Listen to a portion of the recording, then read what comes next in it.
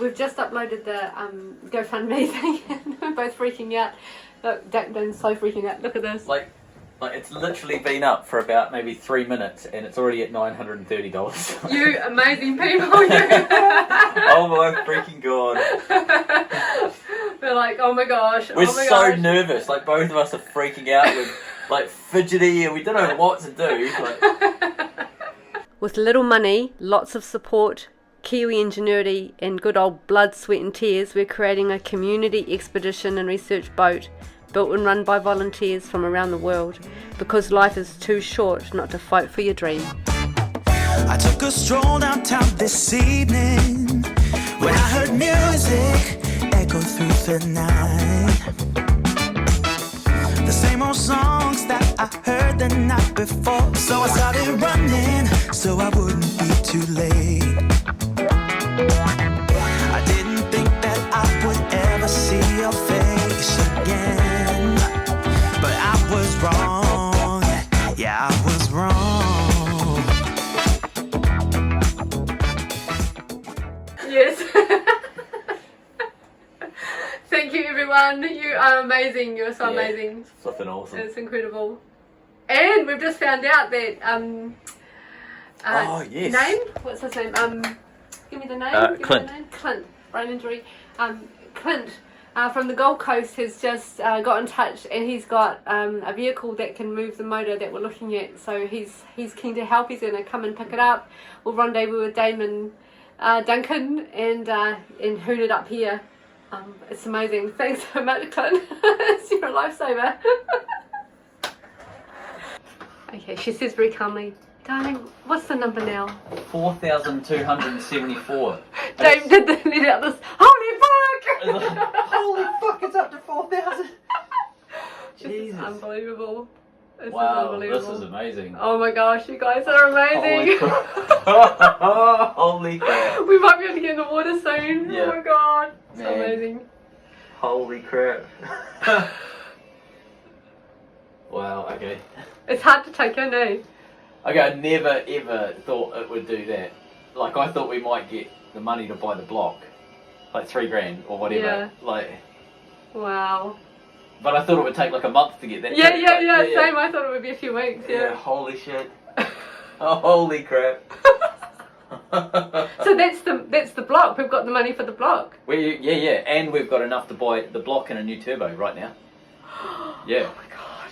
We just need to find enough money now to do the engine rebuild kit, and we could potentially rebuild that engine fully. I was thinking just the other day, I am so sick of delays. I try to be accommodating. I try to be realistic about everything, but enough delays. I've had it. Thanks, guys. So, holy shit, it's been like an hour and it's at 8:04. Holy crap. Oh my goodness. Okay. So I wasn't expecting that. Oh my goodness. Holy shit. Oh my god, we can put a decent engine in the boat. Holy crap. Oh my god. Holy shit. Wow, okay. It's the most amazing feeling I've been cared for, isn't it? Oh, talk to me about what you're feeling. I just feel like people care about this project, like we care about it, you know. Like, so we've had people in the background messaging us, this happened and that happened, and I really want to donate, and how long do I have, and take me a couple of weeks, and it's like, oh my god, it's amazing. Both of our phones have just exploded. Yeah. Like, it's kind of crazy, like, but both of our phones have just gone mad. As soon as this was released, like, people from all around the world are messaging us. It's just ping, ping, ding, ding, emails and messages. You know, we really didn't share how distressed we were. Yeah, it's almost like people know anyway, like this is really hard, this is so hard. Like coming up to just about launching, and then this happens, it's like a big thing that falls in your lap. Man, this is just phenomenal. And you do what you've got to do, but oh my goodness, this makes so much possible. Holy crap. Oh man, the stress melts away. Oh no. I just feel like these massive arms are wrapping around the project. Yeah. And just feel so cared for. Oh, this is flipping unreal. Most of what you're about to see in this episode happened before the GoFundMe, so we're doing a time warp and going back in time. Hey, welcome back to Project Brupeg. Today's not going to be a normal episode. We're doing a lot of driving, so that we can look at stuff that goes in boats. So Brupeg's main engine has a few challenges going on with it. Every single one of them is repairable. Liners that are pounded down, cracked pistons, cylinder heads that need repairing, injectors that were a bit leaky. Every single part of that is something that can be fixed. However, it's not economically worth bothering with that engine. We're still going to go with an 855 Cummins because they're just so bulletproof and it bolts up to everything that we've got, such as gearbox, mounts, etc. However, we're going to try and find something that's much newer, and we think we've found one that's built in 2011. It's a Cummins engine. It is a Chinese engine, so Cummins still make these motors in China. They're allowed to be sold into boats and other uses that aren't type certified, so basically they don't have to pass emission standards because it doesn't meet, late model emission standards.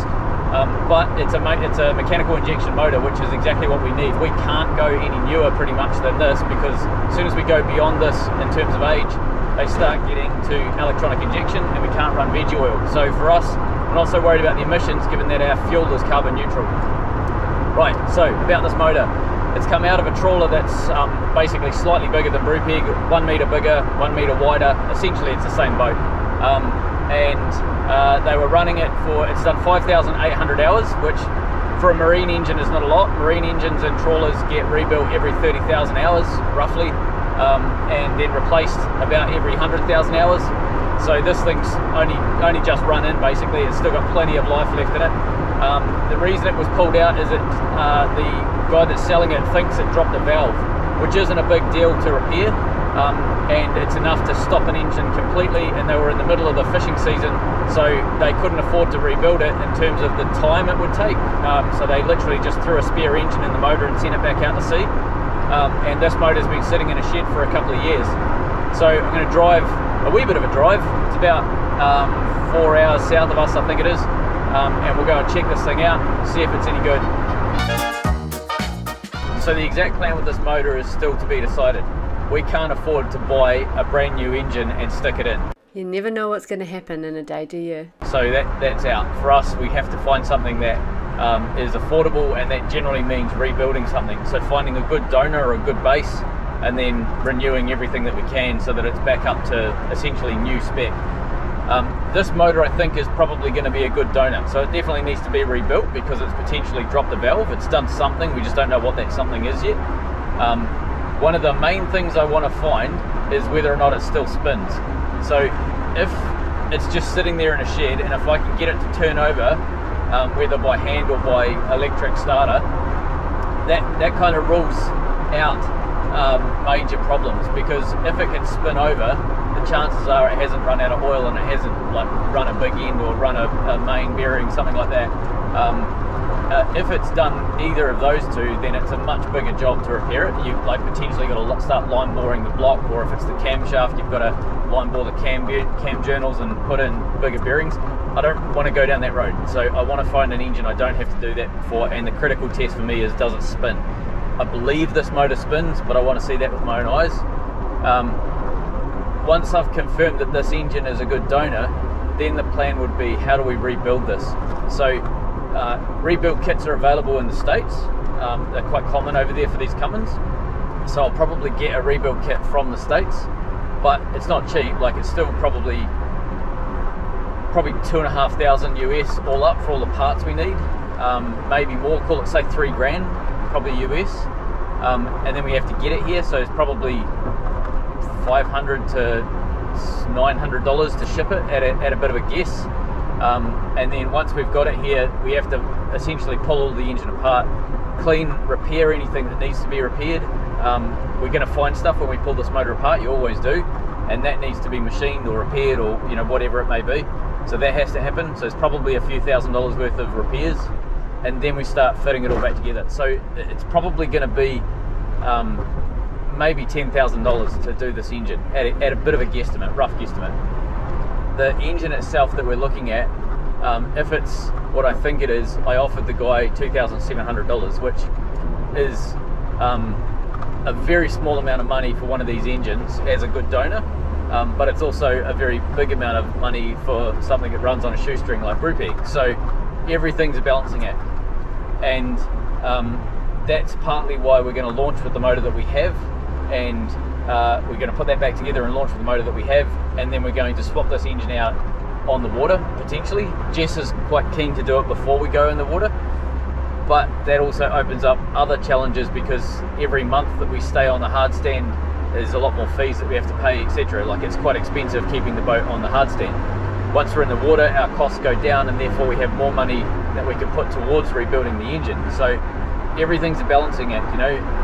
I'd love to have the new engine in before we launch, but I don't necessarily know if we can do that from a cash flow point of view.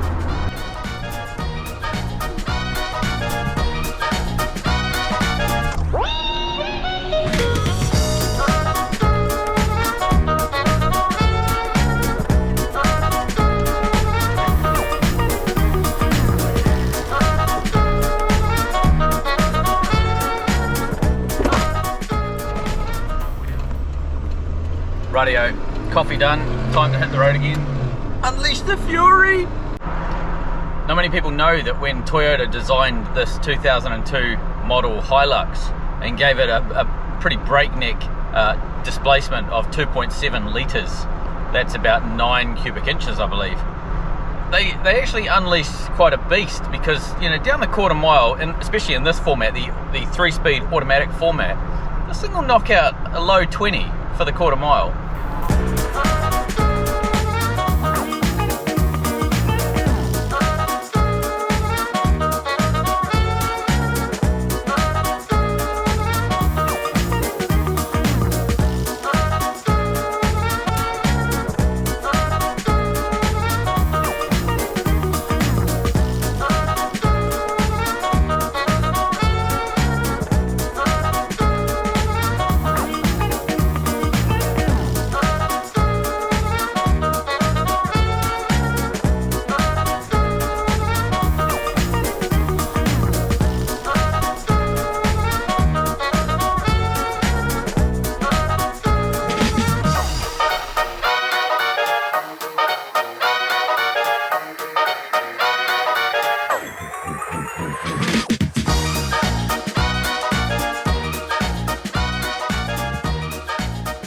So the point of driving down to Brisbane was a couple of reasons. So one, I have to go to a doctor's appointment today, but I also was going to pick up the cylinder head, number 3 cylinder head, for our original Cummins in Brupeg.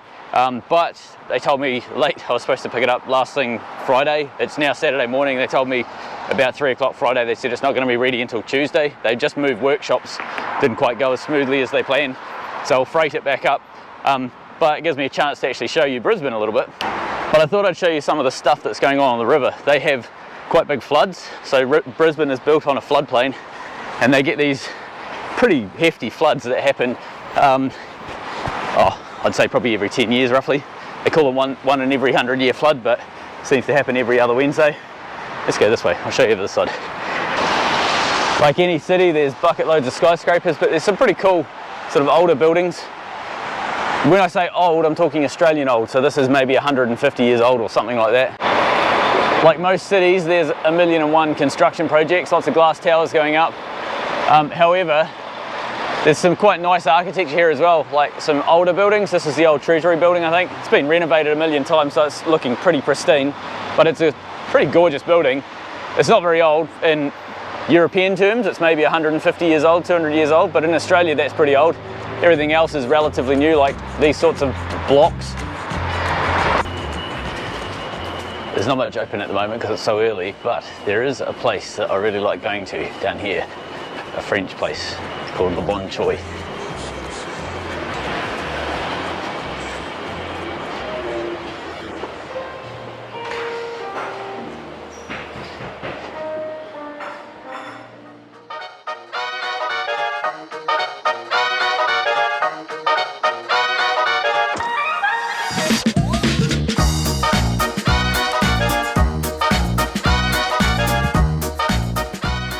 So I'm about to pull in and have a look at this engine for the first time. I'm pretty curious to see what we're working with.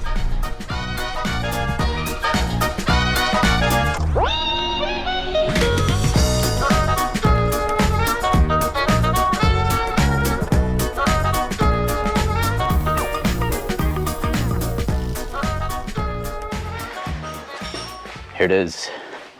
So marine rated 855, was 350 horse, and it was tinkered with to get 400, but they had some problems with it and pulled it out in the middle of the season, didn't bother fixing it, and put a different engine in the boat. So it's just sort of sat in the shed for, well, close to 5-6 years, something like that. But you can see a few differences from ours. So the dip in the sump is at the back, ours is up the front. That's the difference between marine and truck. Normally the back of the motor slopes down, so you want the sump at this end. You've got this bell housing type thing at the front of the engine. That's so that you can bolt quite a lot of load on the front here, and then you can also had a little mount over here for a jabsco. So they had a belt driven jabsco running off to the side. You got your harmonic balancer and things here that all goes onto it. This is the turbo. These are quite different to the truck ones. So I'm not sure if they're, no, this isn't the water cooled version. So basically this is a smaller turbo than the truck turbo. The reason being is because the exhaust manifold is quite different looking, but it's a water jacketed manifold, so this is water cooled. If you run a water cooled exhaust, you need to run a smaller turbo because the gas coming out of here is much colder, and therefore you can't spool the turbo as big as ours up. So we've actually got a much bigger turbo than this, not that it really matters, but this also lowers the temperature in the engine room because the exhaust is much colder than the dry exhaust that we're running, like the dry exhaust manifold. You've also got things like this. So this is a heat exchanger. So see all of those passages all the way through there. So you basically got I think it's coolant on this side in these passages. So basically these holes here get filled up with coolant, and then on the other side you've got oil, so oil in, oil out type thing, and it passes through and actually cools the oil down. So because you don't have anywhere near as much air cooling on a motor like this, you know, as you do in a truck, they actually use the coolant of the engine to cool the oil down, and then sometimes you'll route that off to a keel cooler and drop that oil down again further. Starter motor is on this side, whereas on our motor it's on the other side. It doesn't really matter, but you know, it's one more thing. What do we got at the front here? Everything up the front's pretty standard. It'll probably have a more butty alternator. So marine fuel pump, which is a positive. These are getting harder and harder to find, but this is essentially a spare for what we've already got. We'll have two of the same pump, which is nice. This doesn't have the air compressor because obviously you generally don't have that on a marine engine. We do because ours is truck. I may or may not keep the air compressor, I'm not sure yet. And this is where what would be the power steering pump on our motor would bolt onto. But in this case it's a power takeoff where you can put a hydraulic steering assist motor for your Rams, which is the blue pump that we have down there. What else we got? Twin fuel filters, all the various fuel lines going along. Same sort of aftercooler setup as what we've got. Doesn't have exhaust brakes like our one did. My main thought was just if it's seized, eh? But I don't blame you. I said that to Jess. Turn it over. Yeah. That's fine. That's spinning easy. Oh yeah, no worries. Okay, so it spins over. We just had the bar on here, as you saw. Essentially, what I wanted to do is check if it spins. I know that it hasn't locked up inside. It's not seized. It doesn't necessarily mean that we won't have any problems from an oil point of view, like bearings that have gone or done anything funny, but there's much less chance that you'll have major issues if you can spin the motor over. If it's dropped a valve, it may still, that cylinder and that piston is probably pretty dented and buggered. You might have to do a little bit of work on the head, and you'll obviously have to recondition it, but you may have to do a little bit of surface grinding or something to clean that head up, but it's not a catastrophic failure. A drop valve isn't dramatic.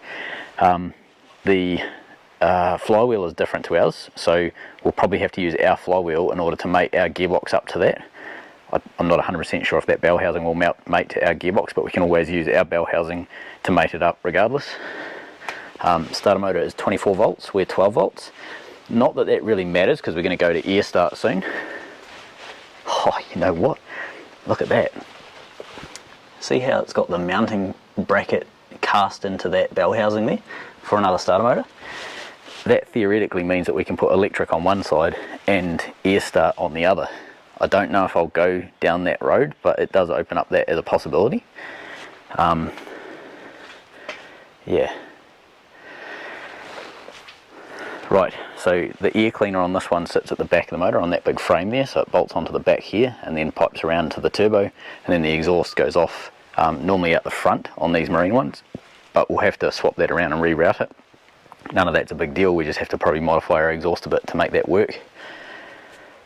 Alright, cool, I'm pretty happy with that. I think it's worth buying.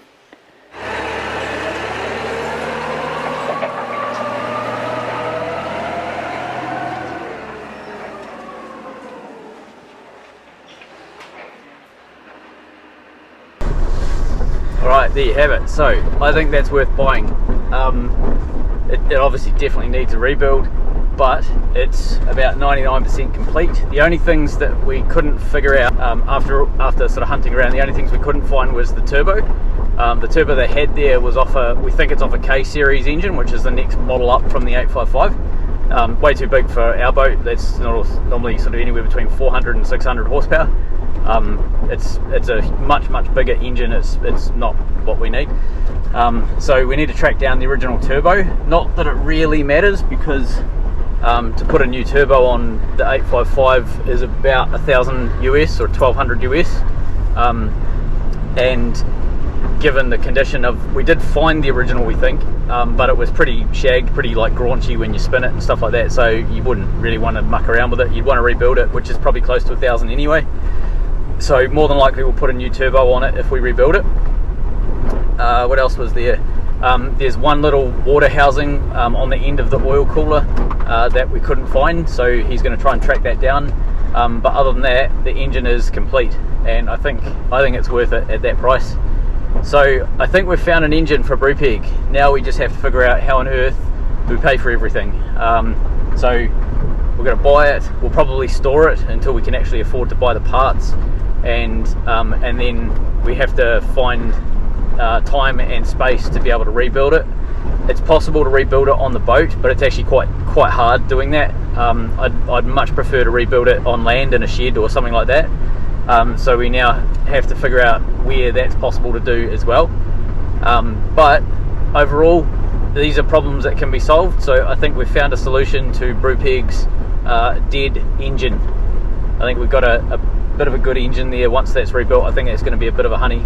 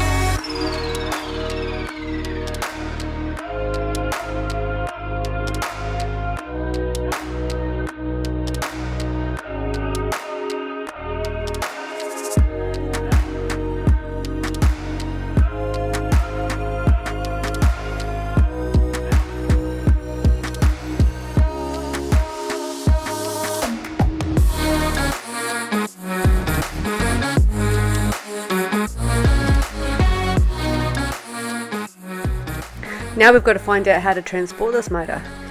So Dame spotted something on the way back, which we thought would be an awesome project. Look at this, isn't that gorgeous?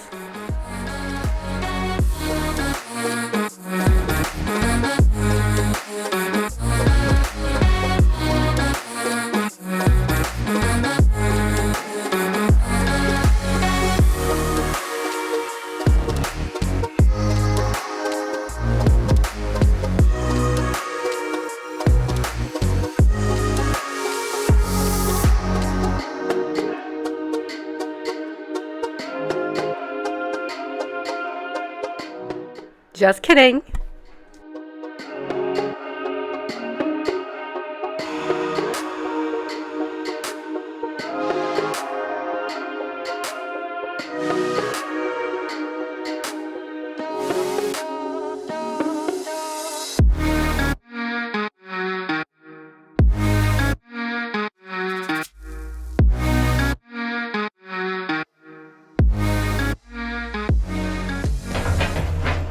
Where we left off last week, Dame was fitting the bucket into the anchor room.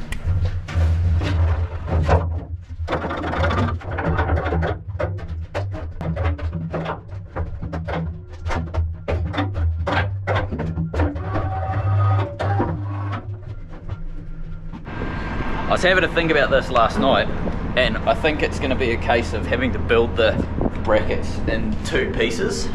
I'll show you what I mean. When I fit the stainless disc to the black pipe, I'm not going to be able to get in here and weld stuff and do it easily. So what I'm thinking is build all the brackets that I need at the bottom first.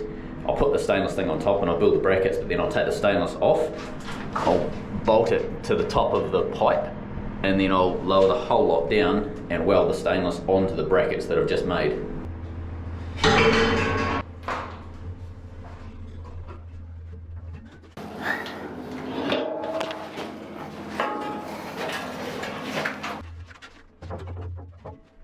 So I want it to go there, but I need to build some brackets underneath. What I'm thinking, a couple of 100 by 6mm flat bar gussets, one in there and one in there. So they'll angle back and they'll support this back corner. The sides are going to be supported by the stringers, and then right up the very front we can also weld that in to the stringers up the front as well. So I think there's going to be plenty of support. The only thing I haven't solved yet is how to attach the chain somewhere to something strong in here. Might do something off the keel coming up actually.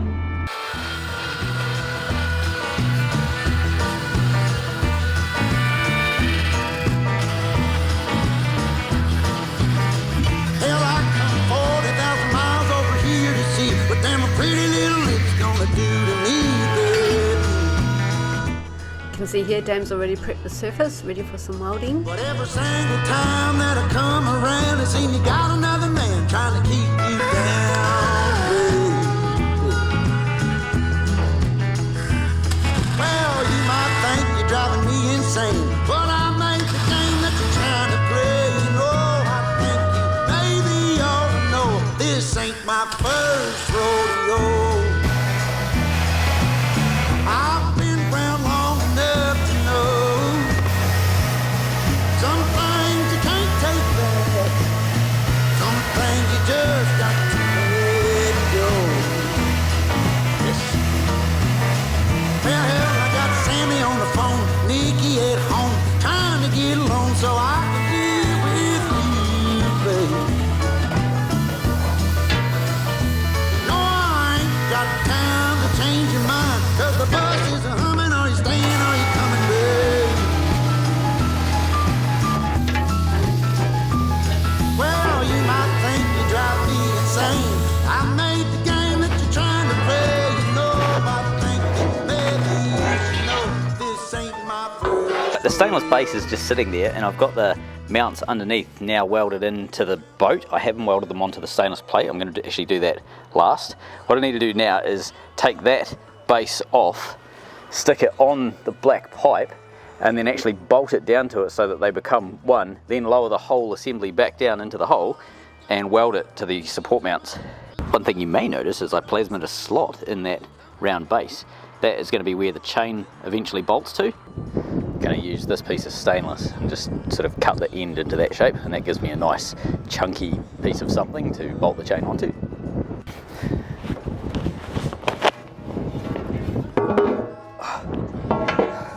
This thing doesn't get lighter for some reason, no matter how many times you lift it up.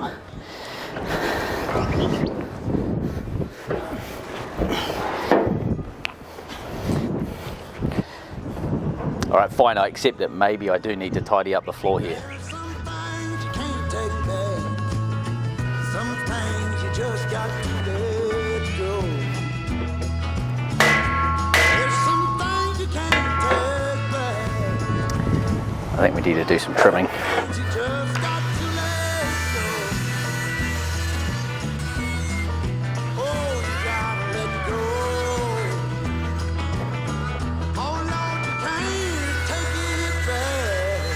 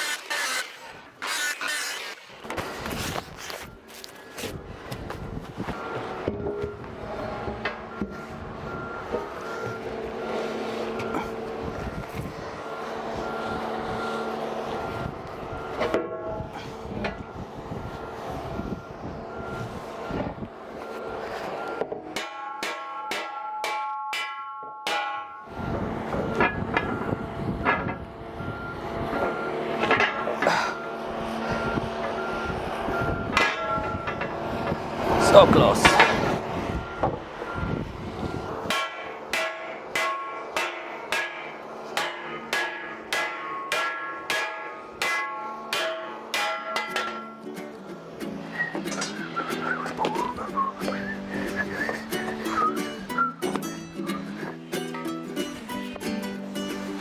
You got eyes like summer sky.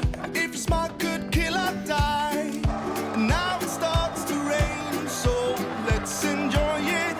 I can't believe that this is real, and the way you make me feel, you make me wanna sing, and so I do.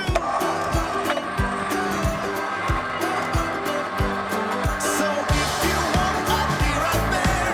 Anything you want for you, my sweetheart. I'll be by your side, and when I do get to see your smile, I'm up in the clouds and now we're apart. It will take a little longer to get you off my mind tonight.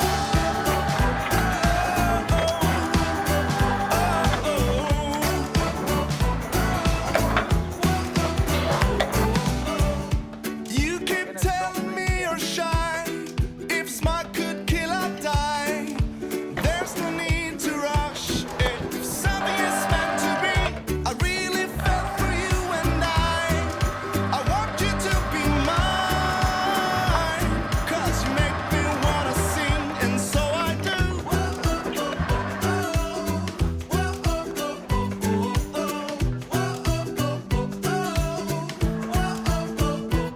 So if you want, I'll be right there. Anything you want for you, my sweetheart. I'll be by your side, and when I do get to see your smile, I'm up in the clouds and now we're apart. It will take a little longer to get you off my mind tonight.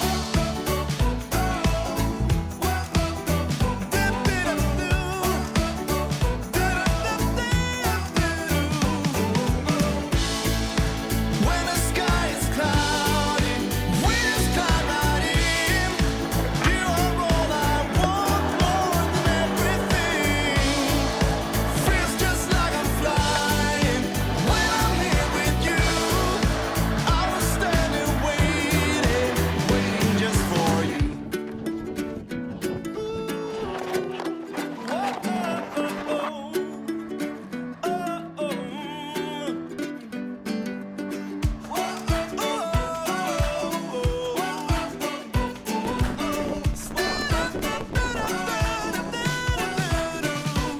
So if you want, I'll be right there.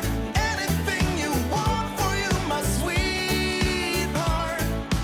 I'll be by your side, and when I do get to see your smile, I'm up in the clouds and now we're apart. It will take a little longer to get you off my mind tonight. I'll be right there. Anything you want for you, my sweetheart. I'll be by your side. We found this in the tender centre where you can auction stuff. It's an air conditioner, it's not that old. It barely works, would take a lot to get it going, but we have a different use for it. But it's the shape that I absolutely loved. So I'm going to strip it out. I'm going to turn it into a little cat house. I'm going to put it upside down, and she'll have lots of little viewing holes to look down on the dog. I love recycling and I love a good deal. $10. Look at this for a design. Love it. The back there, just pull it off, easy as.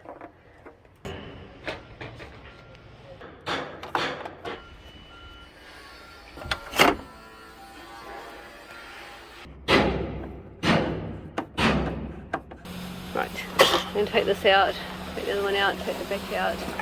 And this time I'm just going to wait until Dame's here and get him to give me a hand, because I think it's one lift up and we're free.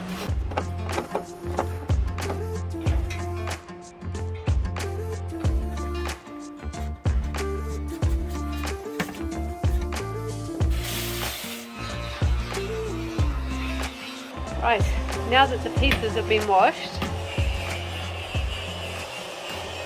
I'm going to put them back together.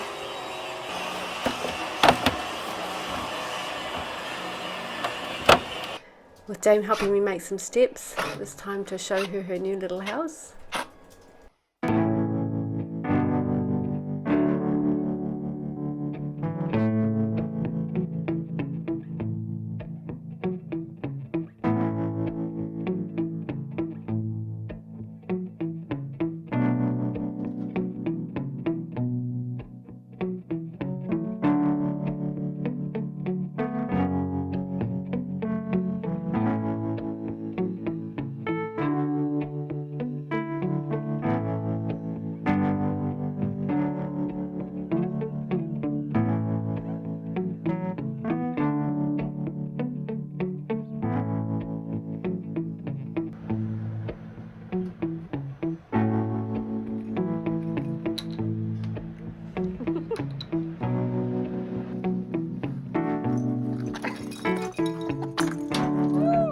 Hello. What are you doing?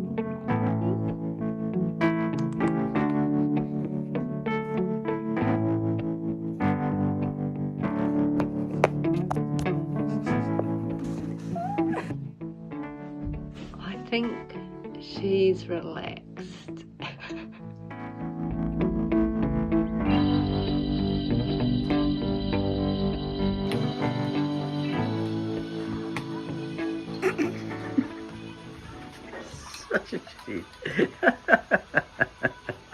Okay, the next thing I've got to do is actually cut the drain hole and weld the little drain fitting into this, and I forgot to do that when I was trying to bash this onto the pipe. But a bunch of people have commented about heating the plastic because it's quite permeable when you heat it. I think I'll give it a razz up, give this actually a razz up with the gas torch and get this a bit warm, and then see if I can sort of melt it down onto the pipe, which I'm hoping will seal it to the stainless quite well. It's not going to obviously glue to the stainless or anything, but it should make it pretty tight. And then I'm also going to bolt all the way through the stainless and into the plastic, but I think maybe by doing that I've got a better chance of getting it on. Anyway, let's get this drain cut.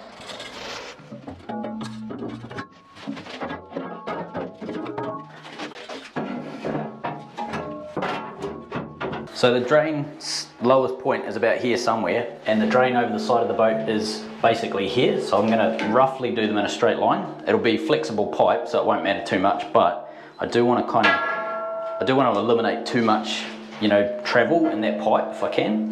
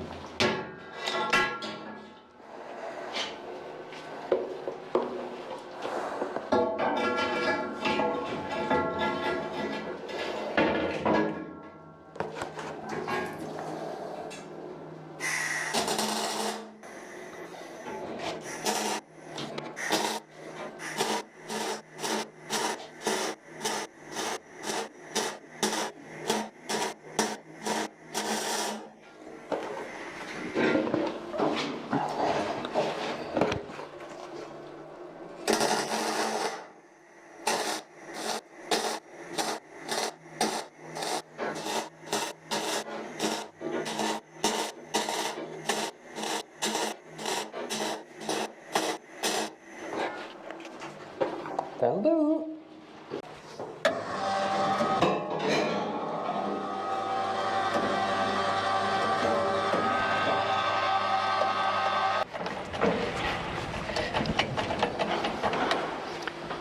You know what, that needs to be welded on the bottom.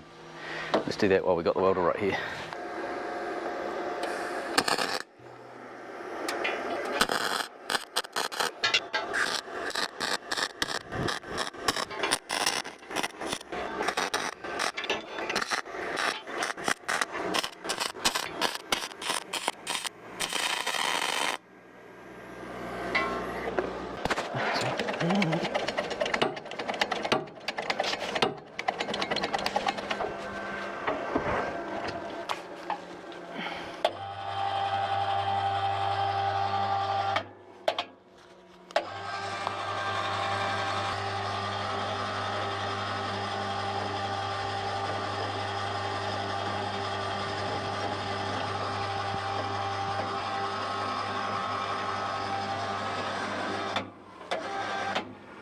When all else fails, try fire.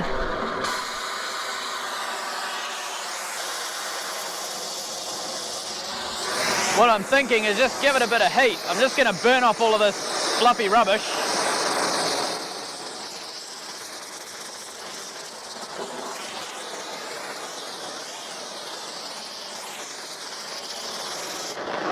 There's been some awesome comments that have come through on the last video about how to get this thing on. A lot of people have talked about I should have sliced it, you know, vertical and then rejoined it in the anchor room. I don't want to do that. I want one piece because I want the strength and I don't want it to leak. I know I could have potentially welded it back together, but that's just making it a job that doesn't need to be that hard, much harder. It looks difficult cutting the deck and putting it in the way I have, but it's really not. Here it is. Okay, so that needs to line up with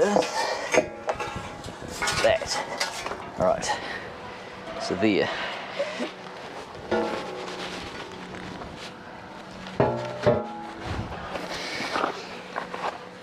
There and there. Okay.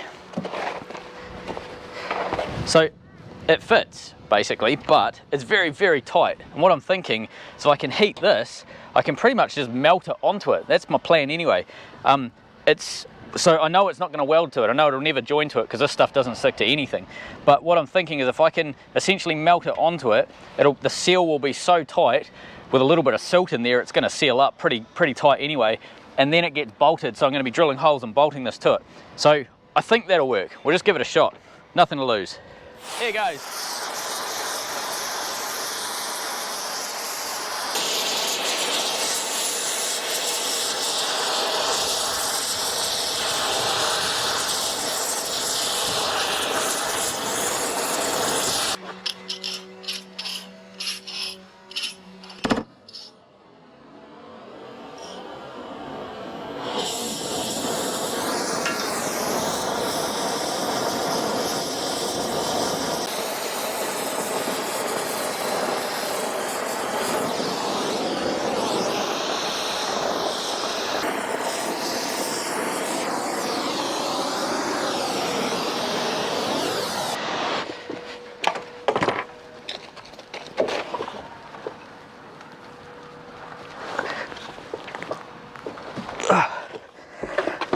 Oh, it's oozing out, look at that.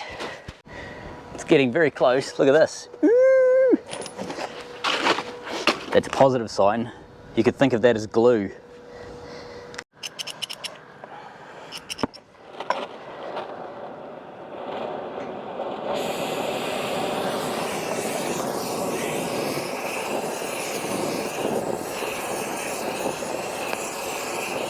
Oh, that's better, bit of weight.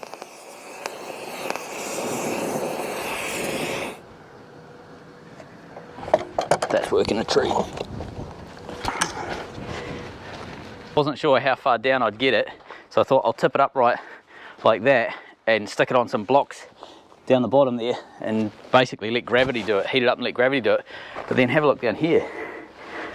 It's just about ready to go, it's just about done. It's only got maybe 5 mil on that side over there, and then this side is practically down the bottom. There's virtually no gap whatsoever, so we're just about done. Last little bit.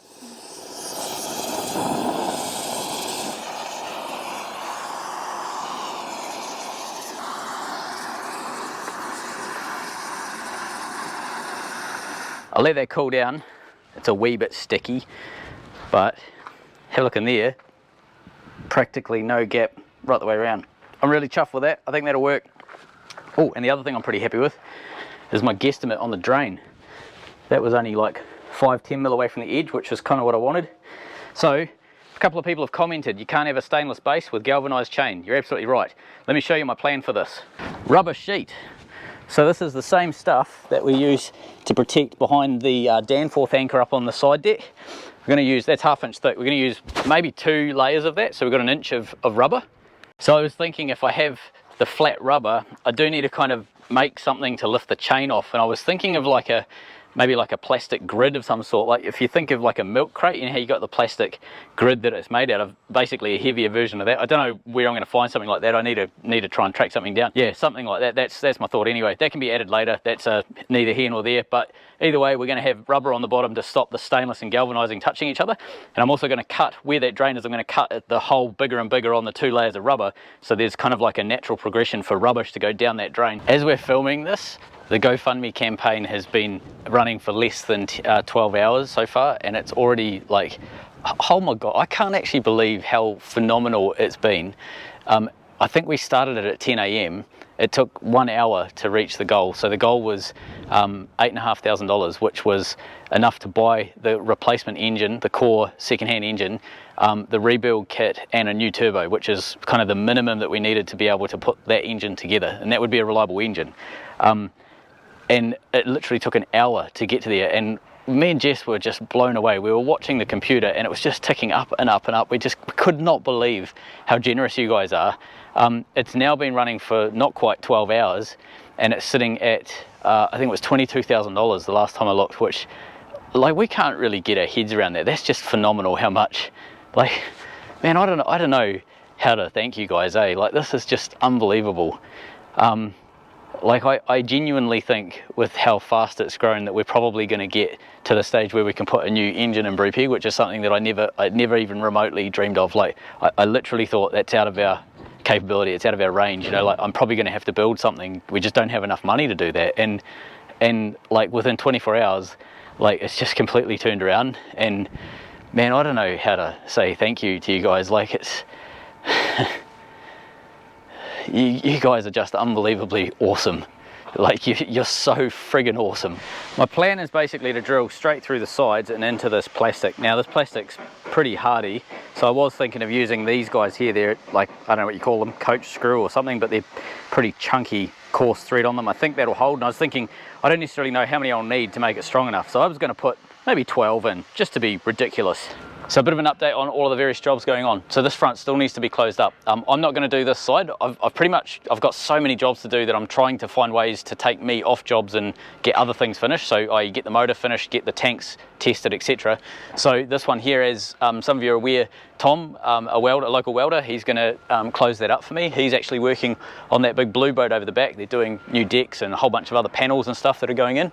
And depending on how much progress they make on that, depends on when this happens. Allegedly it's happening tomorrow, but it could be half a week either side of that for all I know. That's all good. It's not critical, so it's not holding us up or anything like that. At the same time, he's going to take care of that hole up there that I put in the hull a while ago that we found when we sandblasted the hull for painting. We found the pinhole, so I cut the hole in the hull to see how bad it was. He's going to do that at the same time because it's a relatively fast job. Whilst I'm going to try and get this done, it's Thursday today, I'm going to try and get this finished today so that Jess can edit and get this video out by, say, roughly tomorrow, maybe Saturday, depending on how much work's involved. Then on Tuesday, myself, Duncan and Clint, a couple of long-term supporters of the boat, those two guys are going to meet me at an engine down the coast, 3.5 hours south of here. It's a Big Cam 3 marine engine. The one that you're seeing in this episode, actually, we're going to drive down, and we can't physically fit that engine onto either my ute or Clint's F250 ute. It's physically too heavy to be able to go on those without breaking stuff. So we're going to go down with all the tools and split it in half. We're going to take the short block back on Clint's ute and everything else back on my ute. And that way it's like more than enough weight capacity in both utes to do that. So that's happening on Tuesday.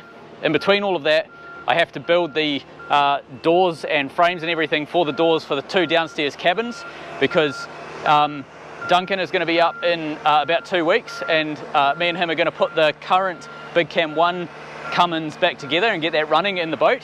What we do with it, I don't know yet, but it's may as well go back together and be a runner. So anyway, we're going to do that. That's happening in a couple of weeks, and then like a week or 2 after that, I think it is, Dennis is arriving from Canada for a fortnight. He's another long-term supporter that's been over quite a while ago actually now. He helped me on the Kubota. We got the little Kubota running. That was Dennis. He's a mechanic from Canada that's going to be over. And I don't know exactly what we're going to be working on when Dennis is here. That's too far in the future for me to be able to ponder. But yeah, so he's going to be staying on the boat as well for a fortnight. So that's why the cabin has to be ready. So yeah, in the space of a week, oh my god, so much is happening. I want this to be sort of leveled in the boat rather than on the pipe. I want the pipe to be level and then this to be sitting wherever, so this doesn't have to be a perfect mate to this. I don't want it to fall off basically, so what I'm thinking is I'll pop just 2 bolts in. I think I'll just call it quits at 2, and then I can always take them out and adjust them up there, and that way this won't fall off. Good, all right. I still want to be able to get to these bolts, and this is the back of the container, so I'm thinking pulling one sort of roughly half and half over here. It's hopefully enough just to stop it from moving and falling out. Let's go higher than that.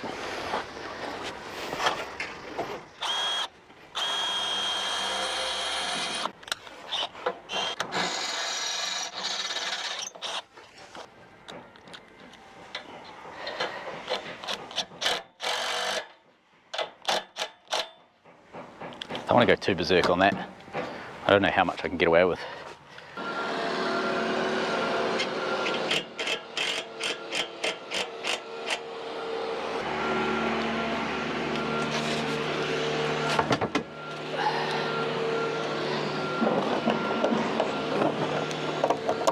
Yoink!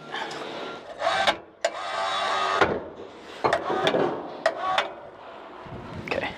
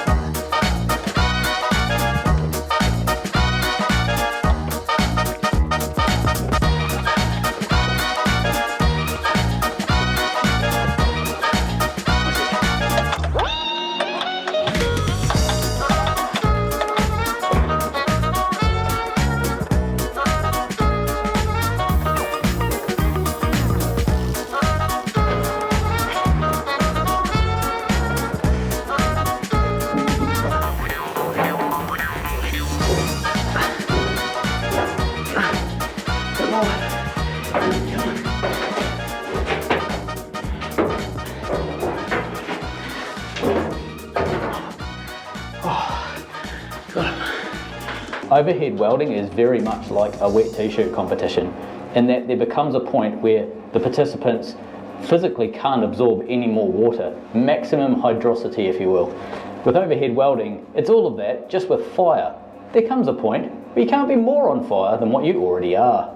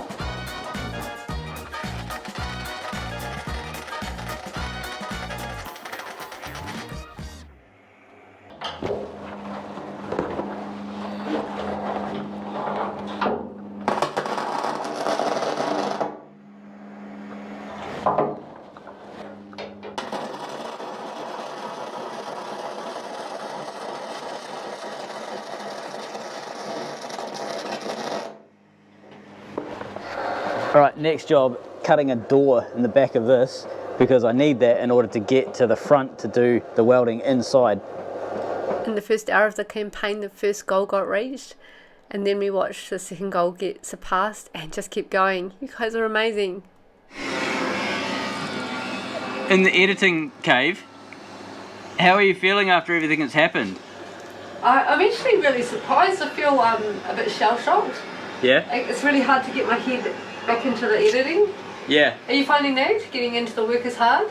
Yeah, I'm having to pretend to be able to work while at the same time I'm kind of giggling. I know. It's kind of unbelievable. And one of the things that's most unbelievable for me is everyone who's got in touch in the background has been so kind. It's just amazing. How are you feeling? Yeah, kind of shell-shocked, like flabbergasted that it happened so much and so fast. I know. I can't quite get my head over that. You guys rock. I need to be able to create a door in here to access the drum, clean the chain, do work inside the drum, whatever. Can't just leave it as a big, you know, inaccessible bucket. So what I'm thinking is cut like a square in here, something like that, couple of hinges, a couple of like deadbolt type arrangements so that it can swing out the way, maybe some sort of clip over here so it can stay over there. But yeah, it'll essentially allow someone to be able to get their head right in and give it a good scrub out, wash out, whatever is needed. But I'm not 100% sure how strong this stuff actually is. I've never used it before, so I don't know how strong this stuff is. What I'm thinking, I've got these things here, is using these stainless gate hinges because they're quite sort of thick. I don't know what that is, probably maybe 3 mil, 2.5, something like that. I was thinking of like bolt it in there with the same bolts that I used to bolt the stainless onto the plastic. I was thinking bolt that in there and wrap this guy around here and bolt it onto this part here. Cut essentially a square, I'm thinking. I'd love to do rounded corners, but I don't know how I'm going to do that easily. This doesn't plasma that well. Maybe something like that.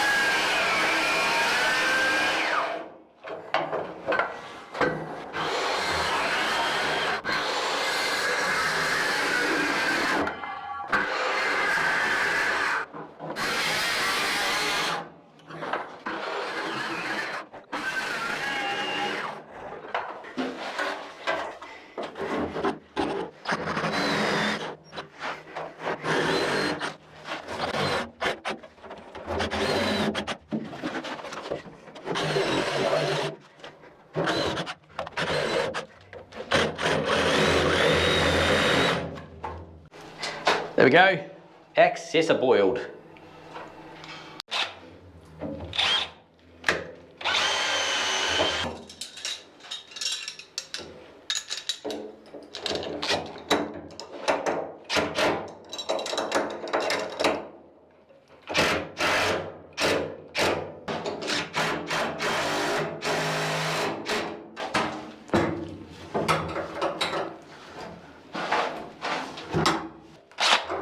Just so that we're all on the same page, this door will be cleaned up before I go and like sign this job off. I'm too anally retentive to leave it messy like this.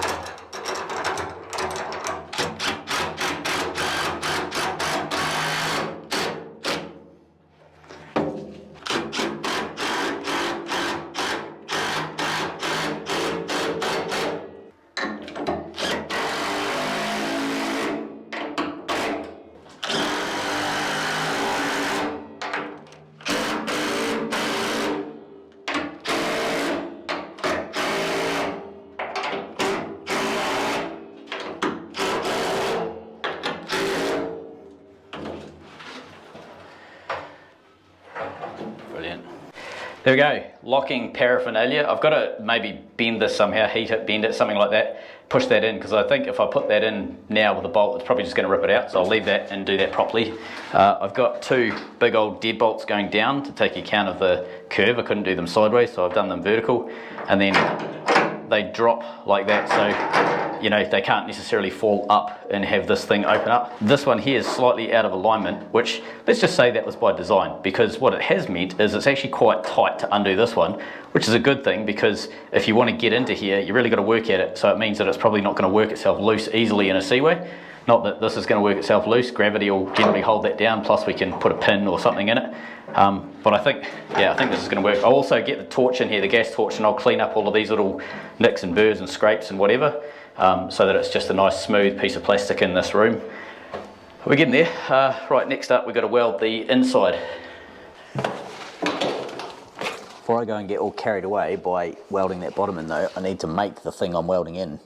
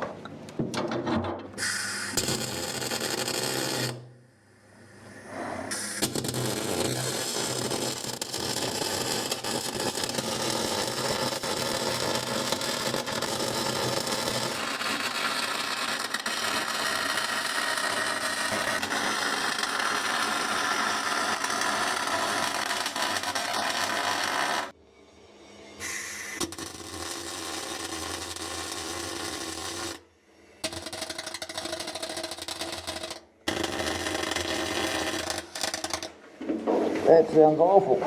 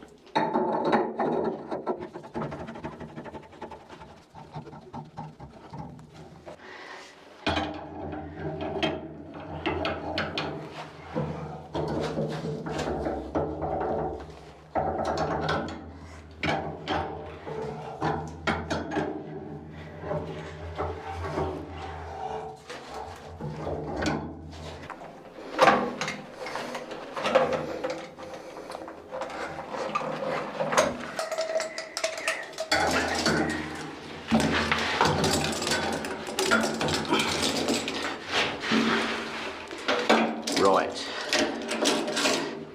This might be a challenge.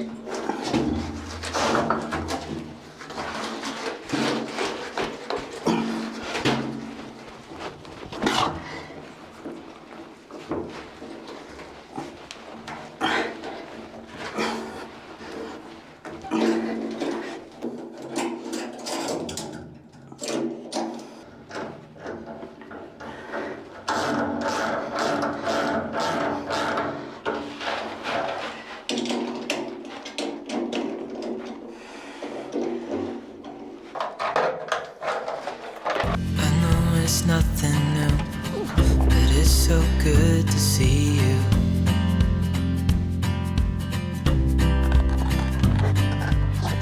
We do this every day, and I'm still so amazed by you.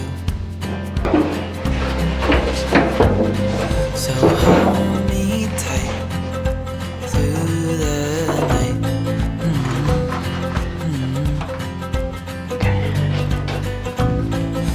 Just us two.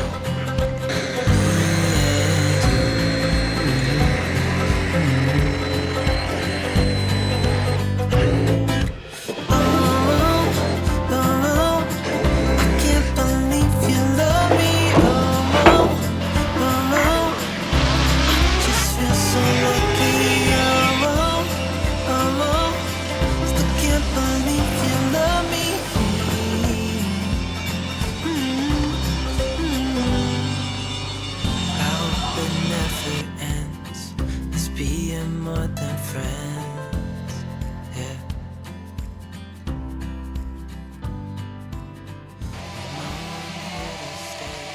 Man, what a week it's been. We started the week with the news that we have basically a dead engine and no real way to pay to solve that problem. We didn't have enough funds really to solve that problem. We were going to use the launch money to pay for the... We've been saving up in the background to have all the bits we needed affordable for launch, and we were going to rob that fund to pay for the motor, thinking that that's all we could do, you know. And then you guys knock us between the eyes. Yeah. Amazing. Thank you so much, guys. Unbelievable. It's been incredible. I looked at the total just before I went up and put the water through the bucket. It's sitting at 48,590 plus. Just, how much on PayPal? There's about 1,800 Australian dollars in PayPal. So if you join that together, it's over $50,000 that you guys have donated to the cause of the heart of Brupeg. So where to from here? Well, it's up to all of us. you know, everyone who's supporting the project. So we're doing 2 live feeds. We're doing tomorrow morning. Actually, we're having an emergency round table with our patrons, our live feeds with the patrons we normally do monthly. We've asked for a conversation, a bit of a conflab tomorrow. Yeah. So we're going to get their direction on what they want to, how they want to approach this money, because there is some extenuating circumstances around all of this that we haven't shared. There's a bit of mystery. And there's some new challenges that no one knows about. Yeah. Ooh, mystery challenge. Because it was too easy. But it's all manageable. It's so good. So we're in the background, we're finding out the costs of new motors, of how to rebuild this other motor and all of that. So we'll let you know. But we're doing a live feed, a public live feed, to catch up with all of you guys this weekend. Yeah, this coming weekend. Yeah. Yep. So by the time this goes out, we would have already talked with the patrons. Yep. And know a direction, and update you guys about what's happening in the background. Yeah. If you're watching on YouTube and you want to see the live feed, there's a link in the description below. Click on it and it'll tell you what time zone, like when it's on in your time zone. So you'll be able to set a reminder, but you'll also be able to know exactly when it is for where you're watching from. And remember, you can ask us questions you can comment and you can ask us questions, not only about this topic, but any topic. We haven't had a live feed for ages. Yeah. We were thinking we'd be doing it in the launch like months ago. So anyway, I look forward to catching up with you guys. It's the pre-launch post-problem live feed.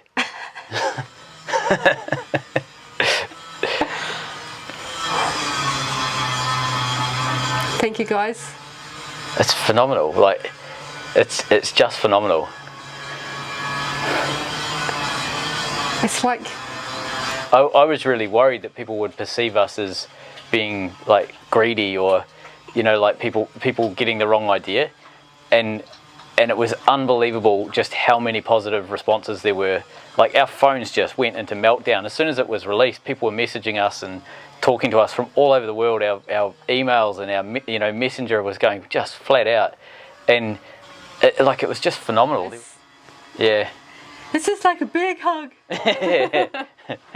A diesel flavoured hug. We will catch up with you guys. This guy needs to get into a cold shower. He's been in the sun now for hours. Yeah. So, yeah, and have a feed and then doing the door. Yeah. Yeah. See you guys at the live feed if you can make it. We'd love to see you there. I just feel so